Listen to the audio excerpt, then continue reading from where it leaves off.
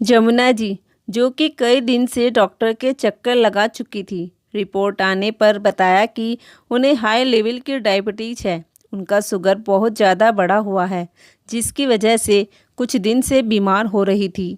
Jamuna ji bed पर लेटी लेटी सोच रही थी। शरीर स्वस्थ था तो लगता था मैं तो अपने गांव में ही अपना गुजारा कर लूँगी, लेकिन अब शरीर में रोग लग गया है। शरीर भी साथ नहीं देता, कमजोरी आ गई है। अब तो इतना भी नहीं कि अपने खुद के काम भी कर सकूं। अब तो बुढ़ापे में मुझे अपने बेटों की सहारे की ज़रूरत है। यही सोचकर जमुना जी अपने बड़े बेटे के पास फ़ोन मिलाती है। बेटा, अब मेरी तबीयत ठीक नहीं रहती, तुम दोनों में से कोई एक बेटा मेरे पास गांव में रहने आ जाओ, क्योंकि अब शरीर साथ नहीं देता। अपना खाना बनाने की भी हिम्मत नहीं होती है। कभी जैसे तैसे बना भी लेती हूँ तो उसी को ही 2-3 समय खाती हूँ, और जब बना नहीं पाती तो दुकान से ब्रेड लाकर ही चाय के साथ खा लेती हूँ। घर में अकेली रहती हूँ, कोई देखने वाला भी नहीं है। तुम सबके साथ रहूँगी तो कम से कम मुझे चिंता तो नहीं रहेगी कि तुम सब मेरे साथ हो, मुझे देख लोगे। माँ की बात सुनते ही बड़ा बेटा राजेश बोला, माँ आप ये कैसी बातें करती हो? मैं अपना जमा जमाया काम छोड़कर आपके पास कैसे आ जाऊँ? तो बेटा इस बुढ़िया को ही अपने साथ ले जाओ। माँ भी इतना मेरे पास बजट नहीं है कि घर और बच्चों के खर्चों के साथ साथ आपका भी बोझ उठा पाऊँ। जब मेरा काम और अच्छा चलने लगेगा तब मैं आपको अपने पास ले आऊँगा। तब तक आप सौरभ से बोल दो, वह आपको आकर ले जाएगा। यह कहकर बड़े बेटे ने फ़ोन काट दिया।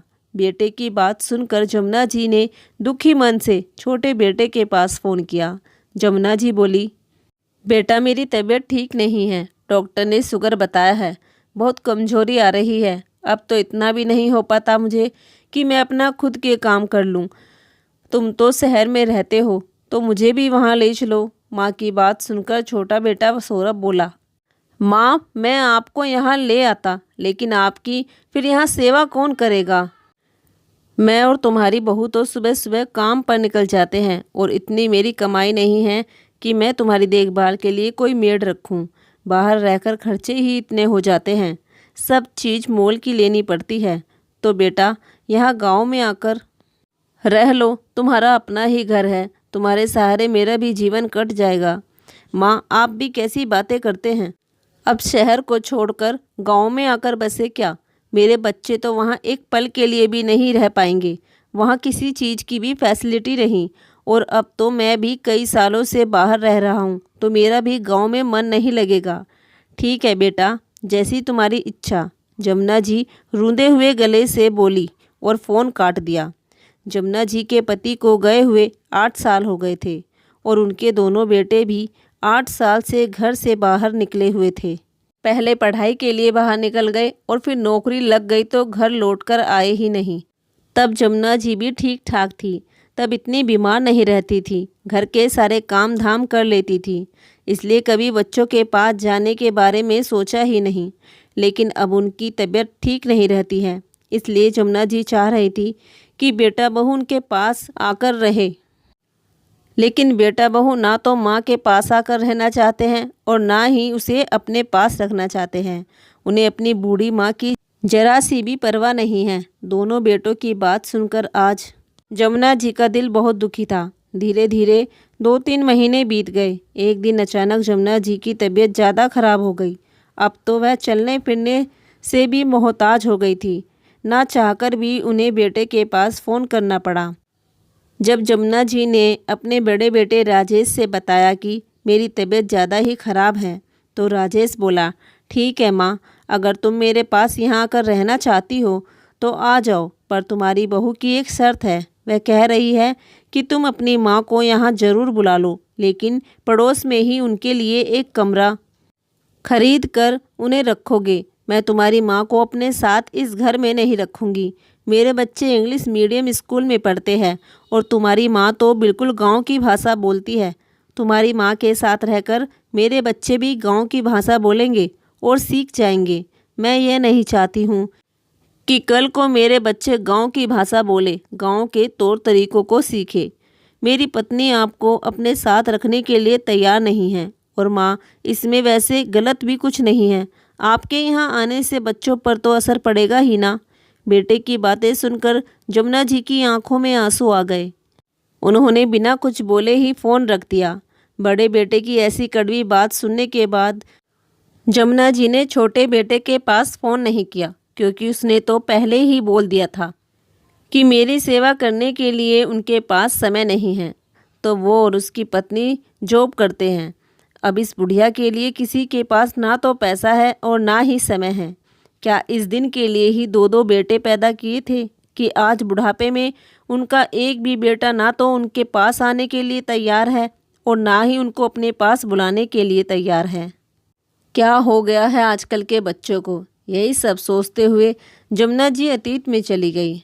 अरे भाग्यवान, जल्दी करो, ट्रेन का समय होने वाला है।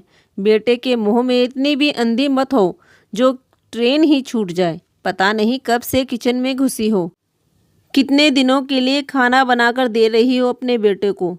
इतना कहकर राजेंद्र जी हंसने लगे तो जमुना जी भी बनावटी गुस्से से राजेंद्र जी से चिढ़ती हुए बोली, आपको क्या मालूम ममता क्या होती है। मेरे दोनों बेटे मुझसे दूर हो रहे हैं, मुझे ही पता है मैं कैसे रहूंगी उनके बिना। कहते कहते जमुना जी की आंखें भर आई। अरे भाग्यवान, रोना धोना क्यों चालू कर रही हो? बेटों की पढ़ाई के लिए बाहर भेज रही हो, ऐसे रोते नहीं। अपने बेटों को खुशी खुशी भेजो। देखना, जब हमारे दोनों शेर पढ़ लिख कर कामयाब हो जाएंगे और वापस आएंगे तो तुम उन्हें देखकर फूली नहीं समाओगी। राजेंद्र जी अपनी पत्नी के आंसू पोंछते हुए बोले।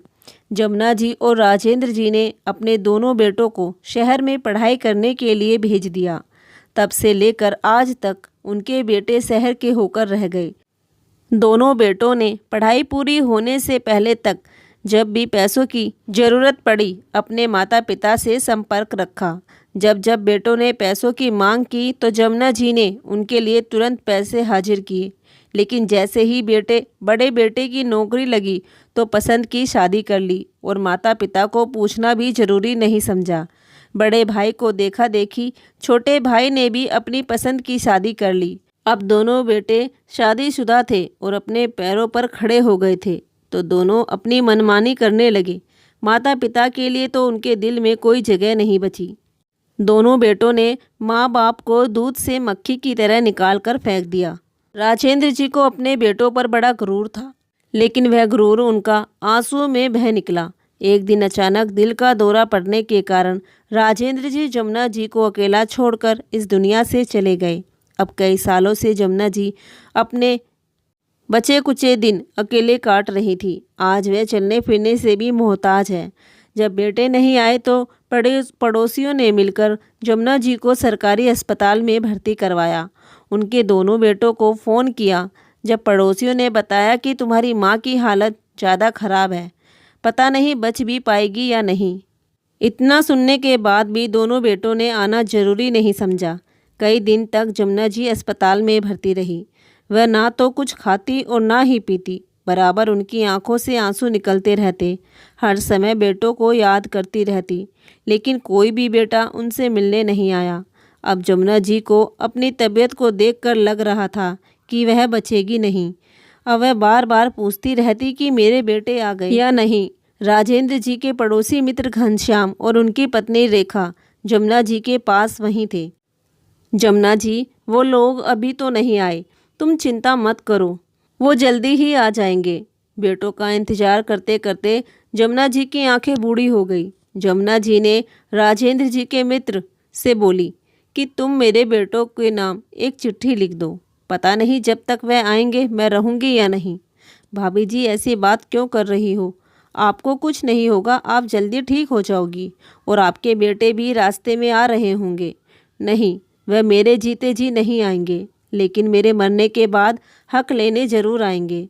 तुम बस मेरा इतना काम कर दो, मैं बोलती जा रही हूँ और तुम लिखते चले जाओ।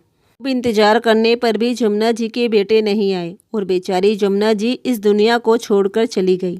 राधेश्याम और उनकी पत्नी कुछ पड़ोसियों के साथ मिलकर जमुना जी के पार्थिव शरीर को उनके घर ले आए। बेटों को खबर की गई कि अब उनकी माँ इस दुनिया में नहीं रही। दोनों बेटे अपनी पत्नी और बच्चों के साथ गांव आ गए। पूरे घर में लोगों का जमावड़ा लगा हुआ था। गांव के सभी लोग बेटे और बहू को घृणा की दृष्टि से देख रहे थे। बेटा और बहू जैसे ही जमुना जी के करीब जाने लगे, राधे श्याम जी ने जमुना जी के द्वारा लिखवाई गई चिट्ठी बेटों के हाथ में देते हुए कहा, ये तुम्हारी मरी हुई अभागन माँ की चिट्ठी है। इन्हें हाथ लगाने से पहले इस चिट्ठी को पढ़ लो।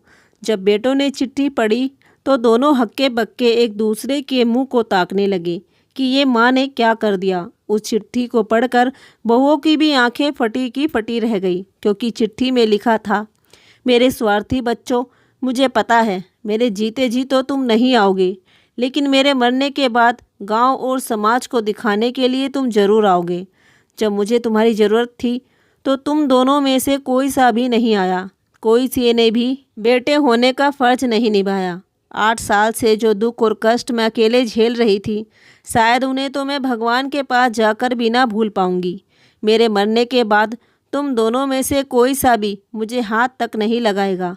मुख अग्नि देने की तो बात बहुत दूर है, और मेरी जो भी संपत्ति है, घर और ज़मीन, उस पर भी अब से तुम्हारा कोई अधिकार नहीं है, क्योंकि मैं अपनी सारी संपत्ति एक ट्रस्ट में दान किए जा रही हूँ। वहाँ मौजूद गांव के सभी लोग उस चिट्ठी को सुन रहे थे और सब ने यही निर्णय लिया कि जैसा जमुना जी की इच्छा थी वैसा ही किया जाएगा। गांव वालों ने उनके बेटों को उनके शरीर को हाथ नहीं लगाने दिया। जमुना जी का सारा क्रियाक्रम गांव वालों ने मिलकर किया। उसके बाद बेटे घर में मेहमान की तरह एक कोने में बैठे रहे। उन्हें किसी काम में भी नहीं पूछा गया। आज बेटों और बहुओं को कहीं डूब मरने के लिए जगह नहीं थी।